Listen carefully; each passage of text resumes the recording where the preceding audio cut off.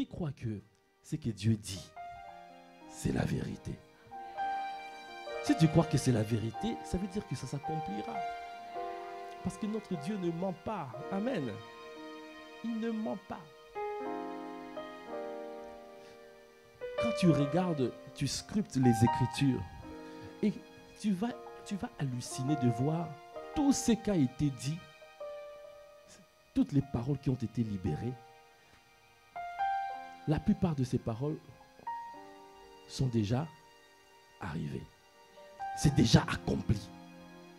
C'est pour cela que nous savons que la parole de Dieu, c'est la vérité. Et tout ce qui reste, ça s'accomplira. Alors quand Dieu libère une parole pour ta vie, tu dois simplement saisir. Tu dois garder cette parole. Parce que ça va s'accomplir. Que ce soit ton partage dans le nom de Jésus. Que ce soit ton partage dans le nom de Jésus. Amen. Alors, bien-aimés, nous sommes toujours dans ce grand thème. Le thème, les 7 piliers à monter. Te donnant. Qui connaît les 7 piliers à monter, te donnant du poids spirituel. Du poids spirituel devant Dieu et devant les hommes. Mais qui veut avoir du poids spirituel? Il faut que tu pèses. Dis à ton frère, à ta soeur, tu dois peser devant Dieu. Oh. Donc tu ne crois pas que tu peux peser. Tu te vois, c'est pour cela, tu vois, les personnes que Moïse avait envoyées à Canaan, les espions, ils sont allés là-bas, ils ont vu de géants. Et ils ont dit, à nos yeux et aux leurs, nous étions comme des sauterelles. Quelqu'un peut dire, aïe, aïe, aïe.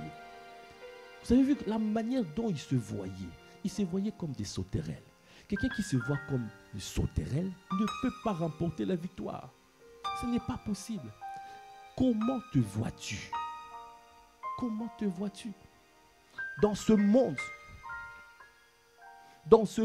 où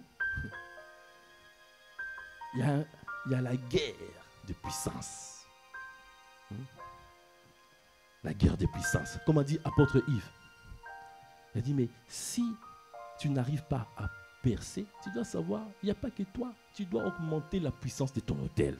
Ah, qui veut augmenter la puissance de son autel? Parce que si toi tu émets 100 watts, peut-être en face, c'est 300 watts. Tu es dominé. Alors tu dois augmenter le poids. Tu dois augmenter le poids spirituel. Devant Dieu, parce que Dieu a besoin de toi. Il a donné la terre au Fils des hommes. Les cieux, c'est à lui. Mais il a donné la terre au Fils des hommes. Il veut qu'il y ait les hommes et les femmes se lèvent pour intercéder. Il a dit, je cherche un homme qui se tient à la brèche devant moi pour que le pays ne soit pas détruit. Parce que l'ennemi veut détruire. Le diable vient pour 3 choses.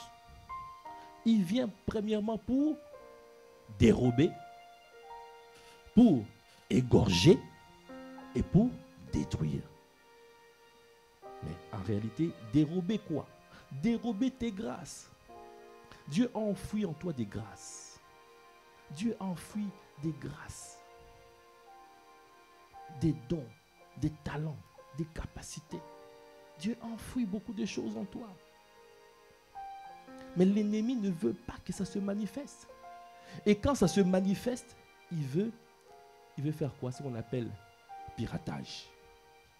C'est pour cela que nous voyons, il y a des chantres qui ont commencé à l'église, qui ont été piratés dans le monde et qui commencent à chanter pour le monde.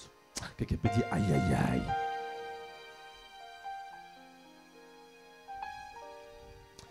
Que les chantres disent que ça ne soit pas mon partage. De toute façon, nous sommes là, nous veillons au grain. Qui va essayer de venir chercher mes fils? Je vais vous poursuivre. Oui. le type de prière a changé dans cette maison. Maintenant, nous poursuivons. Tu essayes, on va te poursuivre. Mais il faut poursuivre les esprits méchants. Amen. Il faut être à cette colère. Mais tu ne peux pas accepter. Depuis longtemps, tu es maltraité, malmené par un esprit méchant qui te fatigue. Tu te couches des visitations la nuit. Mais tu n'en as pas marre. Tu n'as pas la sainte colère. Mais tu dois te lever et poursuivre. Tu dois les poursuivre. Il a dit dans Exode 23, 27, il a dit, j'enverrai la terreur devant toi. Et je mettrai en déroute tous les peuples chez lesquels tu arriveras. Ça veut dire que quand tu te mets en mouvement, dans la position où tu vas maintenant le poursuivre, c'est le Seigneur qui le met en déroute. Est-ce que tu peux acclamer le Seigneur? C'est lui qui le met en déroute. Tout ce que tu as à faire, de les poursuivre. Amen. Il est important. Tu dois les poursuivre. Il a dit, il fera tourner le dos à tous tes adversaires. Amen. Juste par rapport à ça, je vais vous lire dans ce passage de...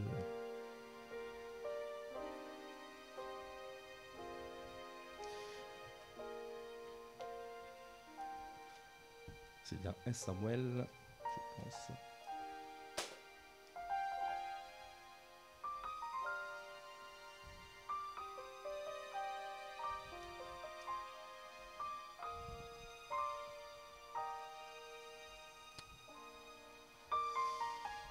Je vais trouver ça.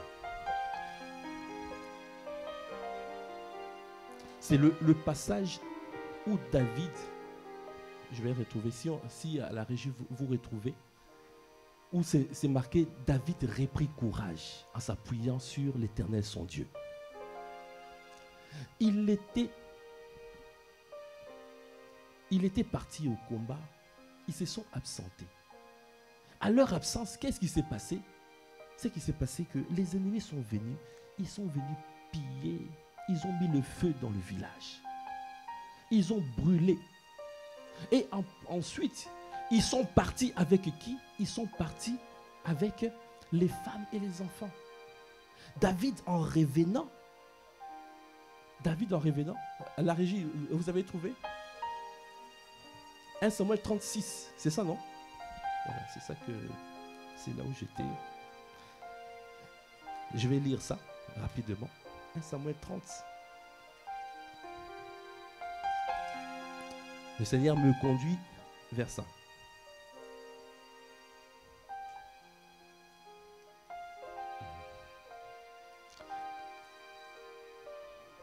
Amen. 1 Samuel 30. Lorsque David arriva le 3e jour à Tsiklag avec ses gens, les Amalécites avaient fait une invasion dans le Midi et à Tsiklag. Ils avaient détruit et brûlé Tsiklag, après avoir fait prisonnier les femmes et tout ce qui s'y trouvait, petits et grands.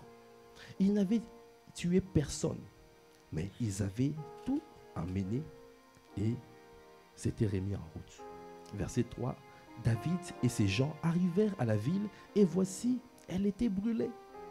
Et leurs femmes, leurs fils et leurs filles étaient emmenés captifs. Voilà. La situation, ça c'est le constat. Tu regardes ta vie. Tu dis, mais pourquoi? Qu'est-ce qui se passe? Je vois le désarroi. L'ennemi est venu, a fait un carnage. Ça peut être une maladie, ça peut être une infirmité, ça peut être une pauvreté qui rentre, ça peut être une situation compliquée, ça peut être un chômage, ça peut être une situation...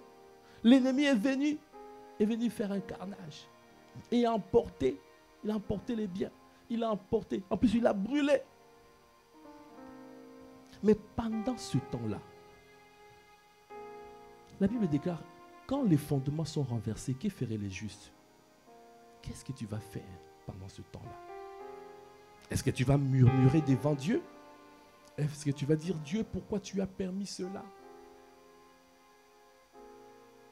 Il y en a qui vont aller pleurer. Mais qu'est-ce que Dieu attend de toi dans ces moments difficiles? Alors, verset 4. Alors David et le peuple qui était avec lui élevèrent la voix et pleurèrent jusqu'à ce qu'il n'ait plus la force de pleurer. Amen.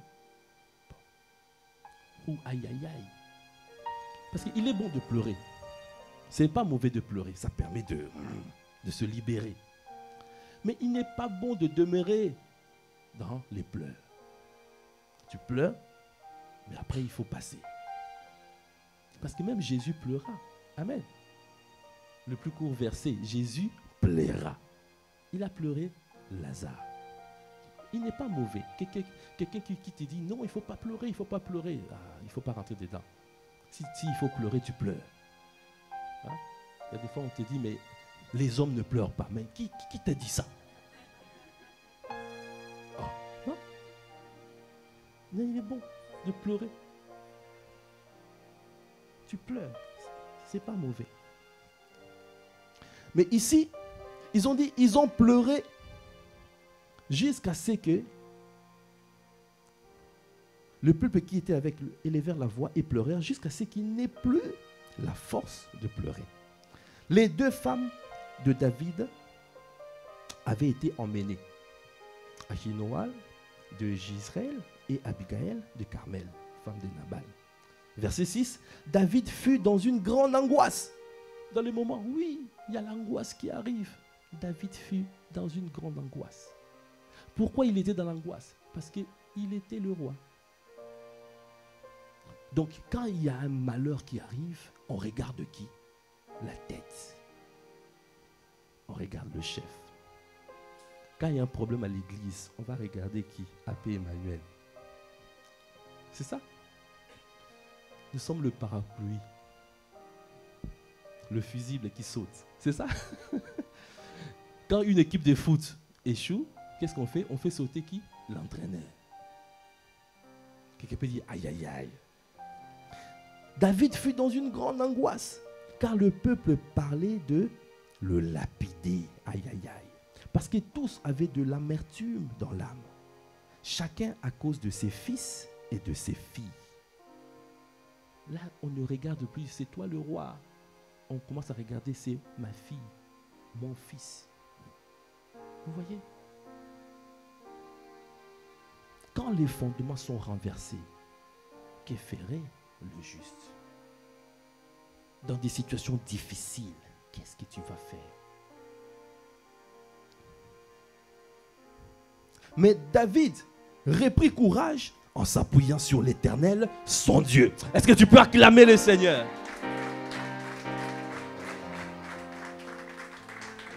Voilà la réponse.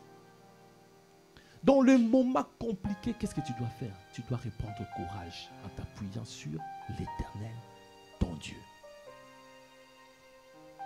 Alors, il dit au sacrificateur Abiathar, fils d'Achimélec, apporte-moi donc l'éphod. Parce qu'à l'époque, ils n'avaient pas le Saint-Esprit à l'intérieur d'eux. Donc, pour interroger Dieu, parce que pour toute chose, on interroge Dieu.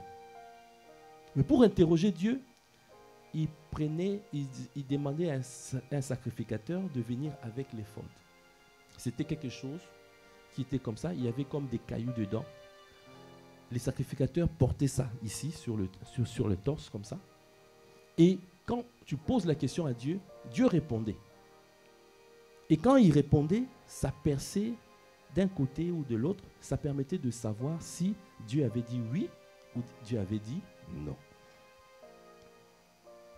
Alors, et David consulta l'Éternel en disant, poursuivrai-je cette troupe? L'atteindrai-je? L'Éternel lui répondit, poursuis, car tu atteindras et tu délivreras.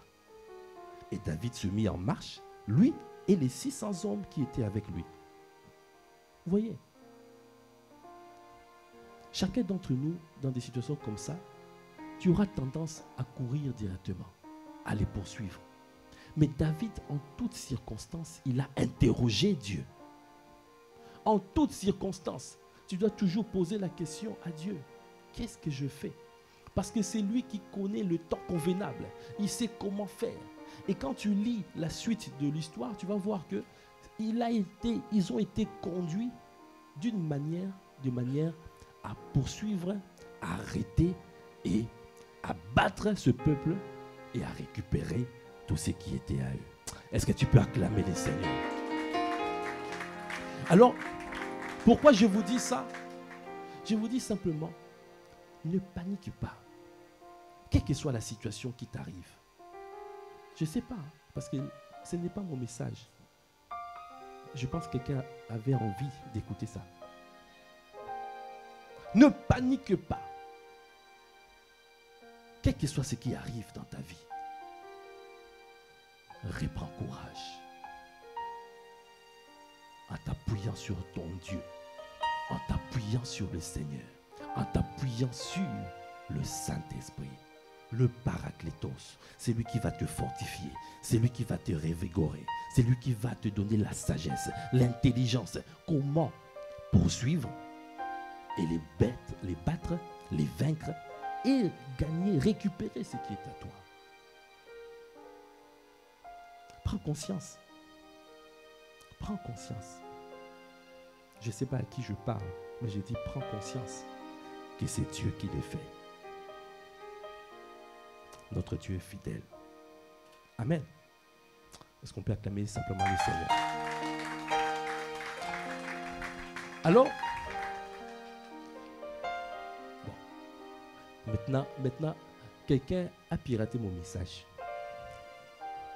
Tellement soupiré, a dit, mais moi je veux la parole, a saisi la parole. Et par le lambano, a fait que moi aussi, le Seigneur est passé par moi pour répondre. Est-ce que tu peux acclamer le Seigneur? Vous voyez, c'est une question de saisir. Quand tu saisis, le Seigneur est capable de tout. Amen. Alors, le titre de mon message aujourd'hui, c'est la plénitude de la foi, le puissant bras spirituel pour saisir ton exaucement. La plénitude de la foi, le puissant bras spirituel pour saisir ton exaucement. Là, on était en train de parler de la foi. On a déjà commencé en fait le message. C'est pour dire quoi?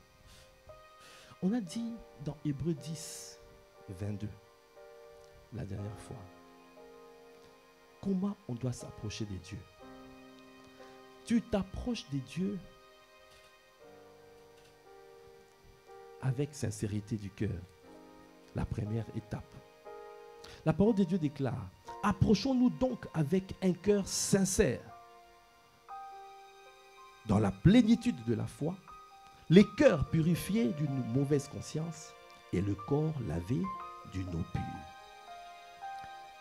Nous avons vu la dernière fois que la sincérité du cœur, c'est comme ça, tu dois commencer par là.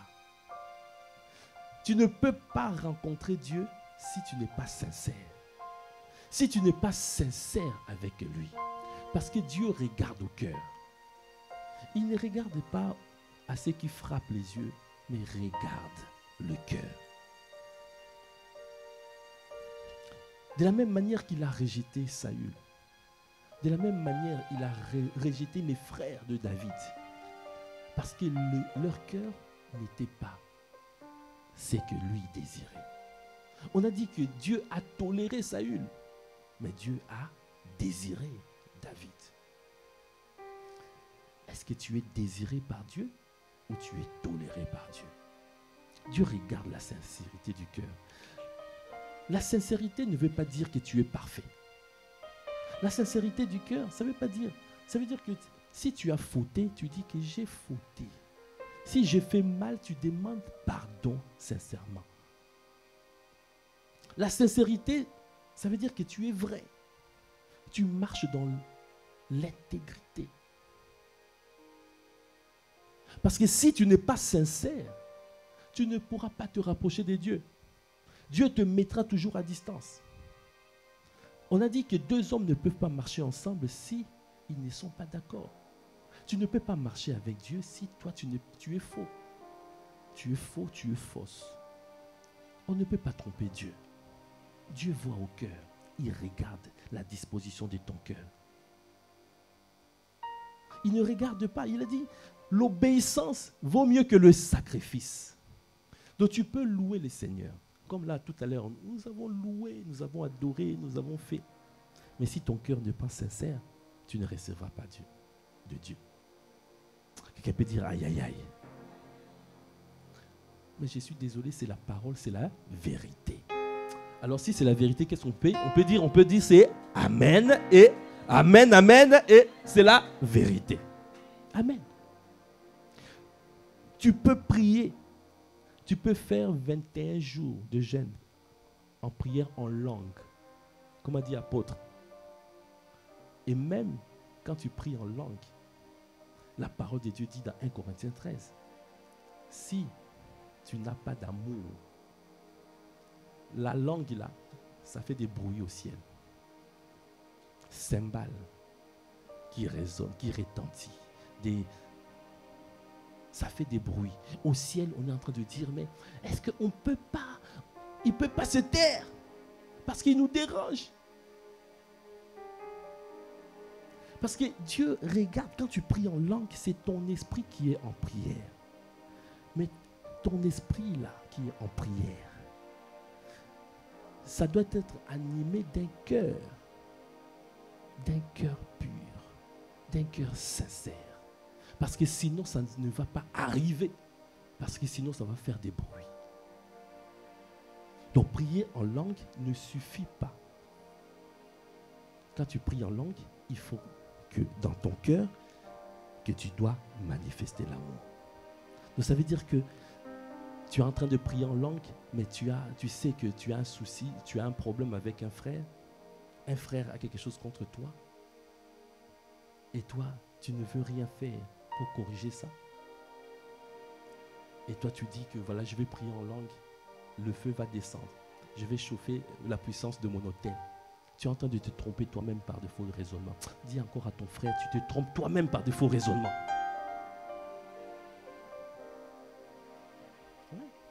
Il a dit, on peut le dire, l'obéissance vaut mieux que le sacrifice.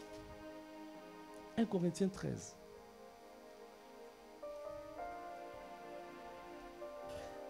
Quand je parlerai les langues des hommes et des anges, si je n'ai pas de l'amour, je suis un airain qui résonne ou une cymbale qui retentit. Voilà.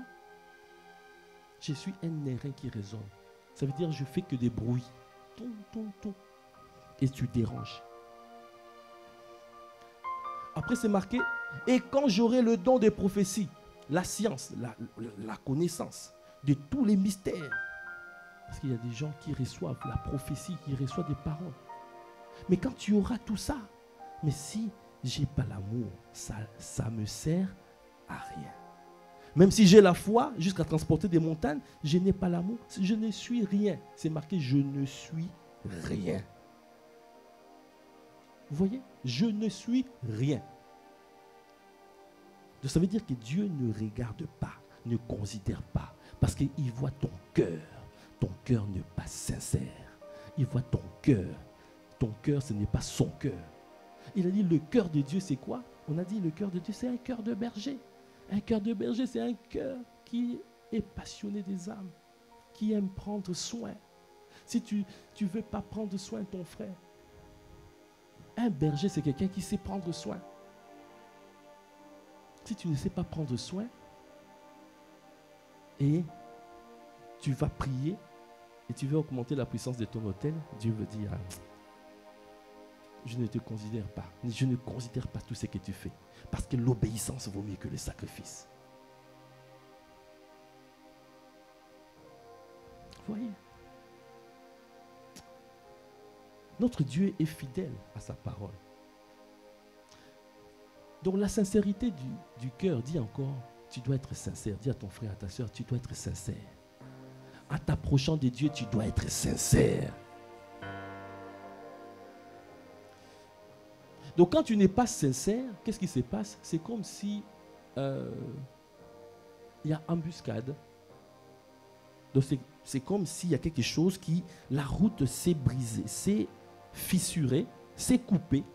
Donc tu ne peux plus avancer ou tu ne peux plus recevoir. Parce que Dieu s'arrête. Il a dit, nous ne sommes pas pareils.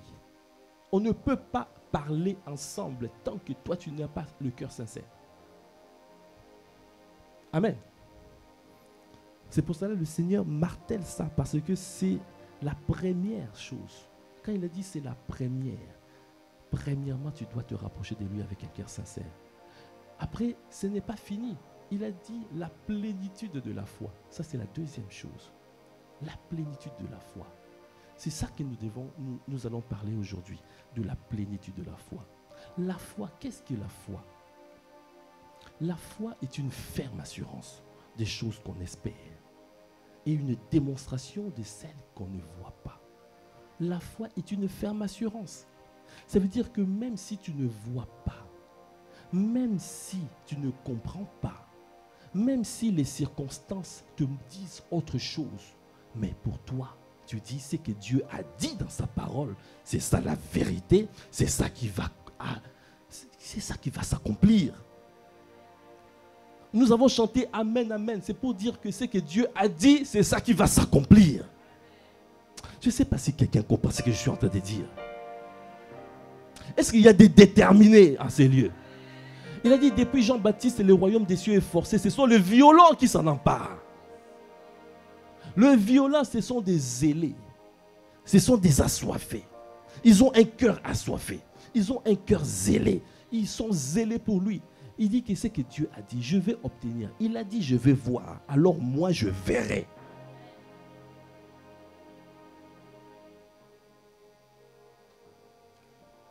La foi, une ferme assurance des choses qu'on espère et une démonstration de celles qu'on ne voit pas.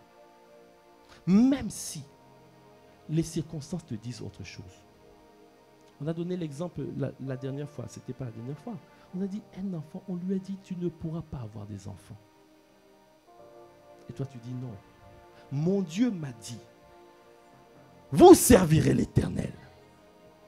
Il n'y aura ni femme qui avorte, ni femme stérile. Avec tout le respect que j'ai pour toi, docteur, médecin, tout le respect que j'ai pour toi, mais mon Dieu est au-dessus de toi. Est-ce que tu peux acclamer le Seigneur? C'est ça les hommes et les femmes de foi. La plénitude de la foi. Ça veut dire que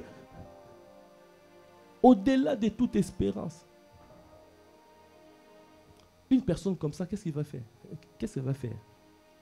Elle va dire, bon, je vais aménager la chambre. Amen. J'aménage la chambre.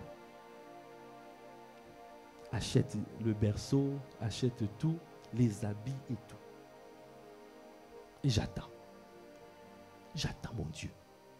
Est-ce qu'il y a des hommes et des femmes de foi à ces lieux? Nous avons Papa Karambiri nous a démontré. On l'a invité à un séminaire, à une conférence à Londres. Il a fait des démarches pour avoir le visa ne passe pas. Il n'arrive pas à avoir de visa. La date arrive.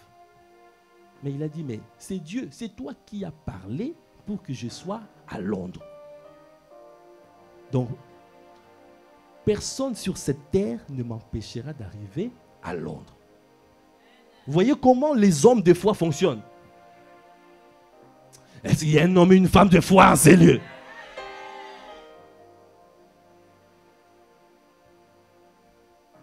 Personne ne peut m'empêcher d'arriver à Londres. Donc si toi-même tu dis, Dieu peut-être n'a pas permis, c'est fini. Et Dieu va permettre. Quelqu'un peut dire, aïe, aïe, aïe. Dès que tu acceptes, tu dis, quand on te donne une mauvaise réponse, une mauvaise nouvelle, quelle est ton attitude? Tu acceptes. ou tu dis non, je refuse. Ce que Dieu a dit, c'est la vérité. Alors papa Karambiri, qu'est-ce qu'il a fait? Il a dit bon, je vais prendre. Il a acheté son billet. Amen. Premièrement, il a acheté son billet. Ça, les hommes. Est-ce qu'on peut acclamer les seigneurs pour notre papa? Parfois, je l'appelle Papi parce qu'il est le papa de notre papa. Papa Karambiri. Waouh, gloire à Dieu. Quelle bénédiction. Il a acheté son billet. Il est parti à l'aéroport. Il a pris le vol. Sans visa. Avec son passeport, sans visa. Il arrive à l'aéroport à Londres. Il descend et pour passer. Il arrive. On lui a dit, votre visa s'il vous plaît. Il prend son passeport. Il donne. Quelqu'un peut acclamer les seigneurs. Si c'était quelqu'un ici, directement dit, c'est fini, on m'a arrêté. Non. Dis à ton frère, à ta soeur, tu dois être un homme, une femme de foi.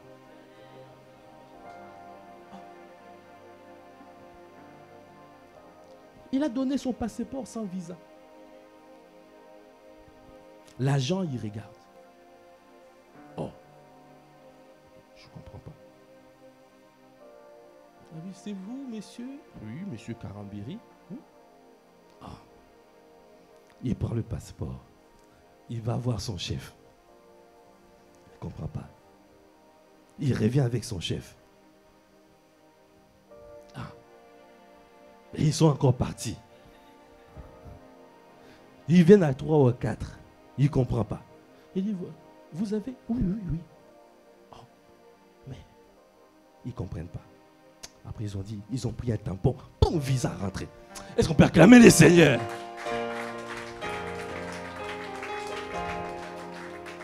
Voyez,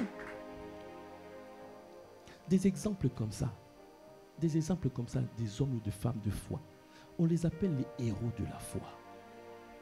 Quand tu regardes dans Hébreux 11, il y a les héros de la foi. Ils n'ont pas regardé par les sens. Tu ne marches pas par les sens. Tu ne marches pas par la vue. Tu marches par la foi.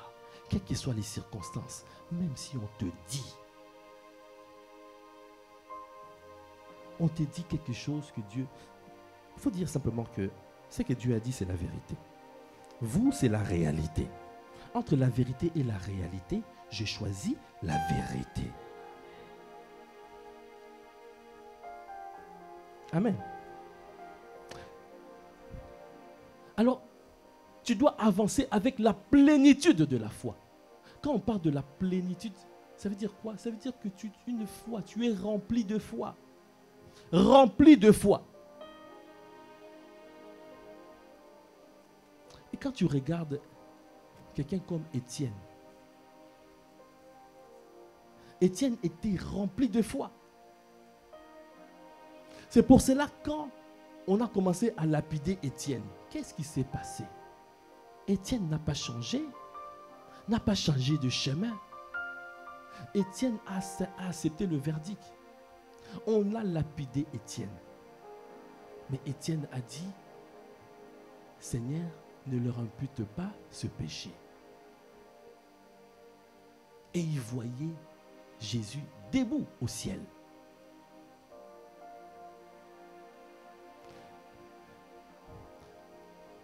La foi, c'est la foi qui te permet de saisir dans le monde spirituel et de ramener cela dans le naturel. Si tu n'as pas la foi, tu ne pourras pas saisir. Dieu peut parler, mais c'est à toi de saisir. On saisit par ce qu'on appelle le lambano. Le lambano, ça veut dire que tu saisis par la force et tu pars avec. Quand tu saisis et tu pars avec, tu dois croire que tu es parti avec. Quand tu saisis et tu pars avec, tu dois croire que tu es parti avec. Si tu viens, tu saisis ta guérison et tu pars avec, tu dois croire que tu es parti avec ta guérison. Ne dis pas, après, quand tu vois la maladie, les souffrances, tu commences à sentir et puis tu me dis, ah non, je ne suis pas guéri, je vais attendre. Là, l'ennemi va encore t'avoir. Alors, dans Romains 4, 17, nous allons voir le père de la foi. Comment lui, il s'est comporté dans des situations difficiles où Dieu a libéré une promesse, mais cette promesse, il ne voyait pas la promesse arriver. Alors, quelles étaient les attitudes du père de la foi? Et nous allons voir 7 attitudes que le père de la foi a eues. Si nous ouvrons dans Romains 4, la Bible, dans Romains 4, verset 17. Romains 4, verset 17. La parole de Dieu déclare: j'étais établi père d'un grand nombre de nations. Dieu est en train de parler à Abraham. Je t'ai établi père d'un grand nombre de nations. Il est notre père devant celui auquel il a cru. Dieu qui donne la vie aux morts et qui appelle les choses qui ne sont point comme si elles étaient. La première clé, si tu veux marcher avec la plénitude de la foi, tu dois être capable d'appeler les choses qui ne sont pas comme si elles sont. Je n'ai pas entendu. Comme Papa Karambiri a fait quoi? Il n'avait pas le visa. Mais lui, il a dit, il a le visa. On t'a dit qu'il y a cet organe qui ne fonctionne pas. Et toi, tu appelles à l'existence. Tu dis l'organe. Parce que Dieu est capable de greffer des nouveaux organes. Est-ce que tu sais ça? Il est capable. Il est le chirurgien par excellence. Il est capable de faire une opération divine. On a eu des cas, il y a des témoignages. Il y a quelqu'un à Boissy, il a fait témoigner. Apôtre Ivan était en train de parler, de prophétiser en disant: tu reçois un nouveau genou, tu reçois un nouveau genou, tu reçois un nouveau genou. Et là, c'était pendant le Covid, il était en train de prier avec sa femme devant la télé. Et ça faisait des années. Il avait très mal au genou. Il a essayé, ça ne marchait pas. Les médecins ont tout fait son genou. Dès qu'il a reçu cette parole, il reçoit de nouveaux genoux. Et directement, il a senti quelque chose s'est passé sur son genou. Il a essayé de bouger. Il a essayé. Il a commencé à sauter. Il a commencé à sauter. Et il a commencé à sauter. Le Seigneur a greffé un nouveau genou. Est-ce que tu peux acclamer le Seigneur?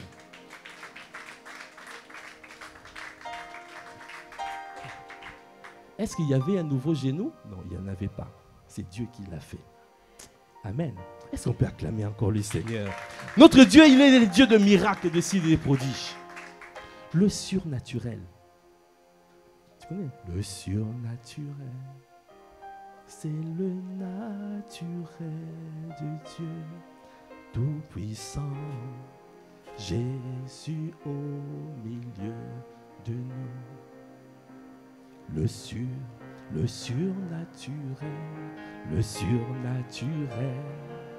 c'est le naturel de Dieu Tout-Puissant, Jésus au milieu de nous. Bien-aimé, tu dois t'habituer avec le surnaturel. Jésus a dit, désormais vous verrez le ciel ouvert. Donc ça veut dire que le surnaturel, ce n'est plus, il y a un endroit où il faut que je vienne à l'église pour expérimenter le surnaturel. Il faut que je vienne à la veillée pour le surnaturel. Là où tu es dans ta maison, partout où tu es, au travail, partout, à l'école, partout, dans la société, partout, à la mairie, au marché, tu vas expérimenter le surnaturel. Parce que le surnaturel est le naturel du Dieu vivant. Dieu est capable, il fait. Il y a une opération, il y a des anges, il y a un ministère des anges qui se meuvent. Les anges montent, descendent, ils sont partout. Là où nous sommes, Papa Karambiré a dit, Dieu a dit, là où 2 ou 3 sont rassemblés en mon nom, je suis au milieu de vous. Mais si le roi est là, est-ce que tu as vu un chef d'État sans les gardes-corps, sans les gardes derrière, sans les gardes qui a... Et pourquoi Dieu est ici et il n'y a pas des anges? Mais il y a plein d'anges ici. Il y a des myriades d'anges ici qui sont là à notre service. Quel besoin. Pour voir les ossements, il faut que les désirs de ton cœur soient alignés aux désirs de Dieu. Anne a dit quoi? Pendant longtemps, Anne demandait un enfant. Mais c'était selon ses désirs. C'était selon ses désirs dans 1 Samuel 2. Dieu ne répond pas quand ce sont tes désirs. L'apôtre Jacques a dit, vous demandez, vous ne recevez pas parce que vous demandez mal, selon vos désirs, vos passions. Tu dois t'aligner aux désirs de Dieu. C'est pour cela, quand tu te livres en sacrifice vivant, quand tu te livres à lui, tu es un sacrifice. Tu dis, utilise-moi. C'est là où Dieu va te donner ses désirs, ses révélations. Il va t'inspirer.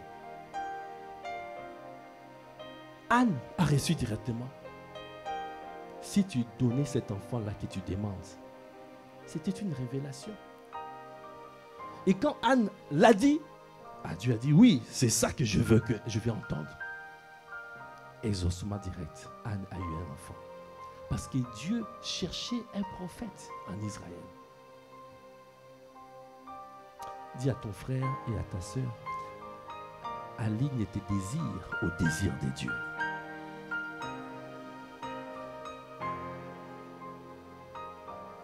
Dieu, il veut le faire, il veut faire le miracle. Il a dit, il est celui qui appelle à l'existence ce qui n'existe pas. Et qui appelle des choses qui ne sont point comme si elles étaient. Ça, c'est la première chose. Deuxième chose, espérant contre toute espérance. Espérant. Là où il n'y a pas d'espérance. Quand tu regardes Abraham et Sarah, on ne pouvait même plus rêver qu'ils peuvent avoir des enfants. Leur corps était abîmé. Ils étaient déjà vieux. Quand on regarde ta situation, on dit que non, ce n'est pas possible. Ce niveau-là, on regarde, on dit, ce projet-là, ce n'est pas pour toi. Tu n'as pas le niveau. La particularité, parce que ce temps-ci, je voyage plus beaucoup. Je reste ici au poste, au travail. Je suis ingénieur, hein? Amen. Mais par le passé, je voyageais beaucoup. Et je recherchais les missions difficiles. Les missions où personne ne voulait aller. Moi, je disais, envoyez-moi. Quelqu'un peut dire, mais un pays, il est bizarre. Parfois, j'étais envoyé. Un jour, on m'a envoyé. Je pense que c'était à Berlin. J'arrive. Je ne connais pas le sujet. Je ne sais même pas ce qu'il s'agit. On me dit simplement, va là-bas. J'arrive. En plus, ça ne m'arrangeait pas parce que j'avais d'autres dossiers à terminer. On me dit, mais on n'a pas le choix, il faut que tu ailles là-bas. C'est un client important. Je pars. J'arrive à Berlin. Et On me dit, attends. Je rentre dans un bureau. J'étais tout seul. Et puis là, tout à coup, je vois 5 Allemands rentrés. Des vieux, tu vois, les têtes là. Tu vois, les universitaires, les grosses têtes, comme on dit, qui rentrent dans la pièce comme ça. Papa, avec les lunettes, tout ça là. S'assoit. Et moi, j'étais tout ça. Alors, il commence à me poser des questions.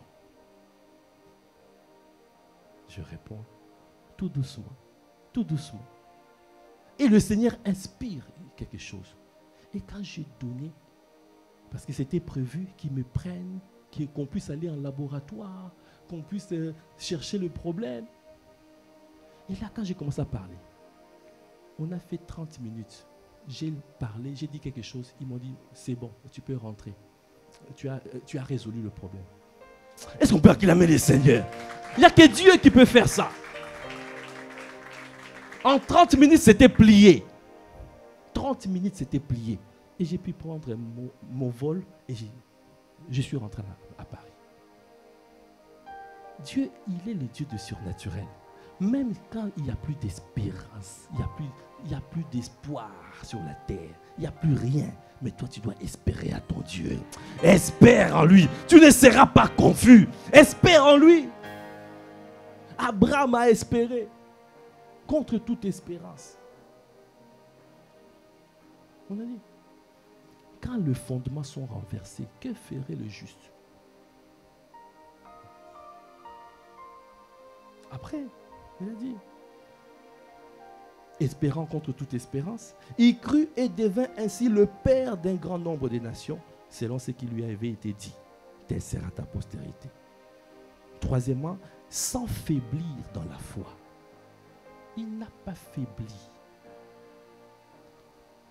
Quand les circonstances, quand la réalité est là, ne dis pas « Ah, c'est la réalité ». Je vous ai donné le témoignage de mon épouse. Dans son sang, c'était pas. Et à l'époque, le docteur, le médecin traitait, il disait mais voyez bien, c'est attesté dans son sang. Il y a encore la maladie. Si tu suis ça, bien aimé, tu vas être rattrapé. À un moment, on a dit, on ne regarde plus ça. On ne regarde plus ces critères-là. Parce que ces critères ne suivent pas le mensonge de l'ennemi. La vérité, tu es déjà guéri. C'est comme si on t'appelait... Hein, tu t'appelles Cécilia, non? Cécilia. Est-ce qu'on peut acclamer le Seigneur pour Cécilia? Donc si je t'appelais Marianne, tu vas répondre. Elle ne s'appelle pas Marianne. Amen. Tu t'appelles Cécilia. Donc quelqu'un qui te dit, ce n'est même pas Dieu qui te dit, c'est un médecin qui te dit, tu n'es pas guéri. Regarde les résultats. Donc toi, tu considères ce que le médecin a dit et tu ne considères pas ce que Dieu a dit. Alors que Dieu a dit, c'est la vérité et les médecins, c'est quoi? C'est la réalité. Si tu crois à la vérité, alors tu vas voir que ta réalité va devenir, la vérité va devenir réalité. Parce que ton Dieu est réel. Pour qu'il devienne réel dans ta vie, tu as besoin de la foi. Tu as besoin de la plénitude de la foi. Alors tu dois saisir, quel que soit ce qu'on te dit. Tu ne regardes pas ce qu'on te dit. Tu ne regardes pas. Tu saisis par la foi. La foi est une monnaie d'échange pour obtenir les choses célestes. Dieu exauce, Dieu parle, il a déjà libéré. Quand Dieu a déjà libéré, c'est à toi de saisir. Si tu ne saisis pas, tu ne vas pas recevoir. Pour terminer, il a dit,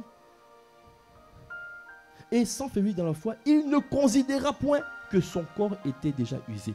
Il ne considéra point. Il ne considéra point. Ça veut dire, pourquoi tu considères la réalité? Nous avons tendance à considérer la réalité. Ne considère pas la réalité.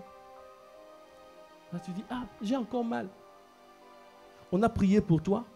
Tu dis, ah, je ne suis pas guéri parce que j'ai encore mal.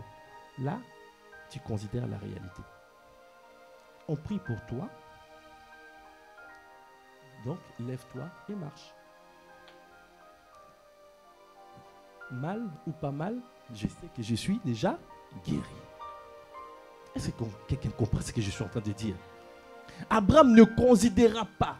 Il ne considère. Tu ne considères pas ta situation. Tu ne considères pas. On te dit que non, pour toi, ce poste-là, tu ne pourras pas avoir ce poste. Tu n'as pas le niveau. Tu ne considères pas ce qu'on te dit. Mais tu considères que Dieu a dit. Tu as 10 fois plus d'intelligence qui était semblable.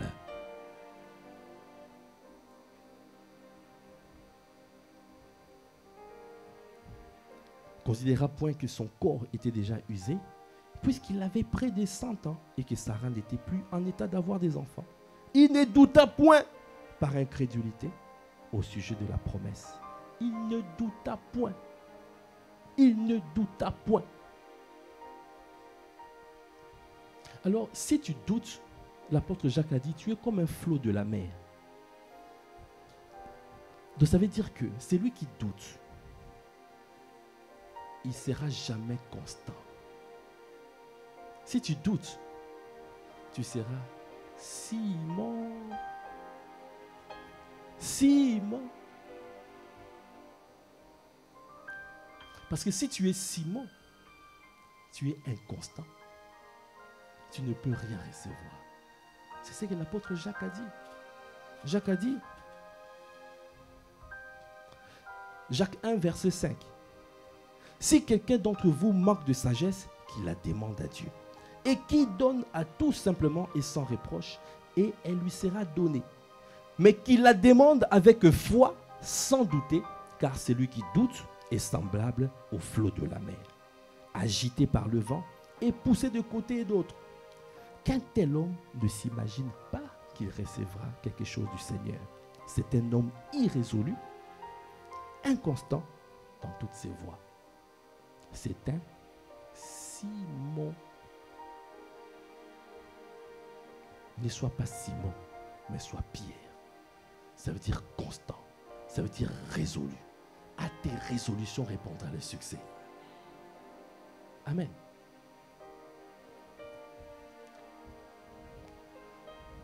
Donc vous voyez, Abraham a fini par, il a simplement rendu gloire à Dieu. Quelles que soient les choses, même si les voix te disent, voilà, la situation est encore là, et toi tu dis,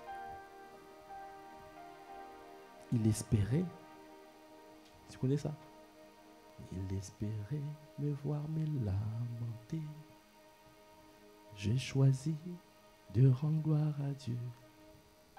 Il espérait me voir me lamenter. Mais je choisis de rendre gloire à Dieu. Il espérait me voir me lamenter. Et je choisis de rendre gloire à Dieu. Il espérait me voir me lamenter. Et j'ai choisi de rendre gloire à Dieu. Il espérait de voir. Si tu as compris cette parole, tu peux te tenir debout. C'est pour dire, quelle que soit la situation, tu dois regarder à ton Dieu. Regarde à ton Dieu.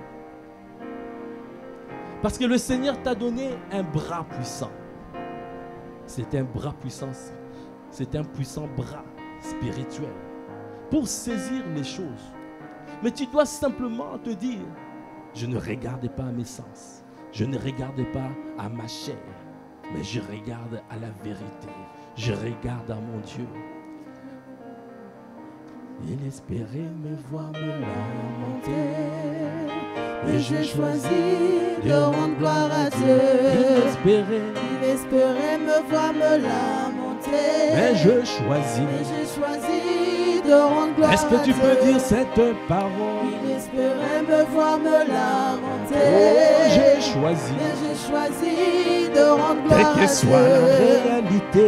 Il espérait me voir me lamenter.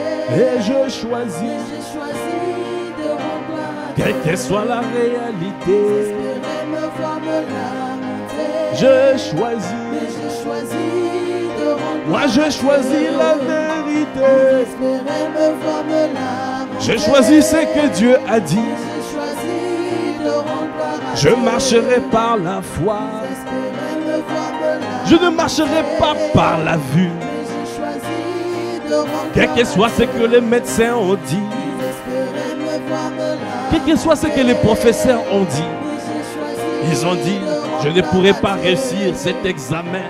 Mais moi je crois en mon Dieu. Ils ont dit que je ne pourrais pas réussir dans ce travail. Mais moi je crois en mon Dieu. Ils ont dit, je ne pourrais pas percer dans ces milieux, dans ce milieu, dans cette sphère d'influence. Moi je crois à mon Dieu. Moi je crois à mon Dieu. Je crois à mon Dieu.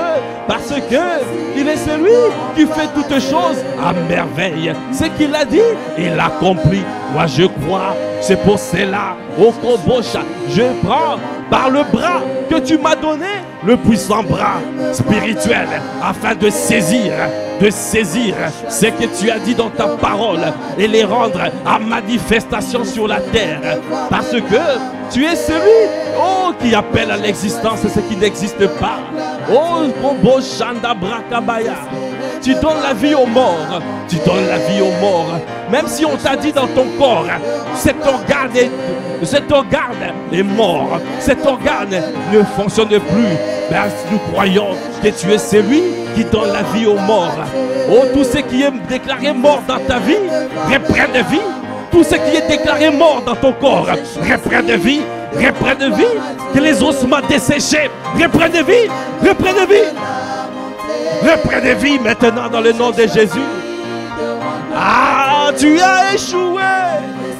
Tu as échoué. Le diable a échoué. Il a échoué parce que une génération des hommes et des femmes qui marchent par la foi, qui ne marchent pas par la vue, qui croient à leur Dieu, qui espèrent contre toute espérance, qui ne doutent pas par incrédulité, qui ne considèrent pas la réalité, mais qui considèrent la vérité. Est-ce que tu es en train de proclamer cette parole? Il a échoué. Il a échoué. Il a échoué. Je marcherai par la foi. Quel que soit ce qu'on m'a dit sur la terre. Moi je vais écouter mon Dieu. Moi je veux garder sa vérité dans mon cœur. Merci Seigneur. Merci pour cette parole qui booste notre foi, qui nous apprend à ne pas marcher par la chair, à ne pas regarder à nos sens, mais à regarder qu'à la foi. Parce que tu nous as dit, nous devons nous approcher de toi avec sincérité du cœur, premièrement, et avec la plénitude de la foi. Une foi pleine, une foi qui ne doute pas, ne pas douter, de croire que ce que tu dis arrive et nous allons le voir manifester. Si tu crois ce que tu dis arrive, tu le verras manifester. Parce que notre Dieu est fidèle. Il ne ment pas. Il n'est pas un homme pour mentir. Il n'est pas un fils d'un homme pour se repentir. Ce qu'il a dit, il l'accomplira. Merci Seigneur. Merci pour cette parole. Accorde-nous la grâce de saisir cette parole, de garder cette parole dans le table de nos cœurs et d'être dorénavant des hommes et des femmes qui marchent dans le surnaturel divin. Que l'extraordinaire divin soit notre partage. Une vie de surnaturel. Une vie, la vie de l'esprit. Accorde-nous la grâce au Père. Suscite des hommes et des femmes spirituels, qui ne sont plus charnels, qui ne sont plus émotionnels, qui ne sont plus traditionnels, mais qui sont spirituels, qui marchent par la foi.